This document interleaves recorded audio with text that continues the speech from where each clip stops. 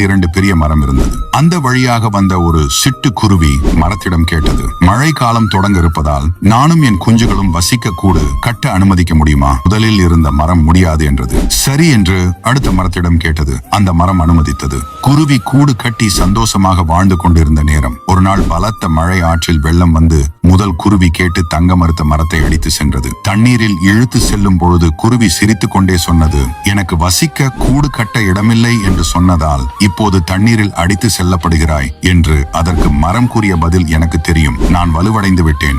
எப்படியும் இந்த மழைக்கு நான் தாங்க மாட்டேன். தண்ணீரில் அடித்து செல்லப்படுவேன். நீயும் உன் குழந்தைகளும் நல்ல வாழ்க்கையை வாழ வேண்டும் என்றுதான் உனக்கு இடமில்லை என்றேன். மன்னித்து விடு என்றது. இந்த பதிலை கேட்டு குருவி மனம் வருந்தியது. இதுபோல்தான் நம்மை யாரும் நிராகரித்தால் உடனே நாம் அவர்களை தப்பாக நினைத்து விடுகிறோம். அது நம்மில் உள்ள வெறுப்பில் இல்லை, அதற்கு பின்னால் நாம் நல்லாக வாழண்டும் என்ற 1000 காரணங்கள் இருக்கலாம். வீடியோ பிடித்தால் மட்டும் லைக் போடுங்க.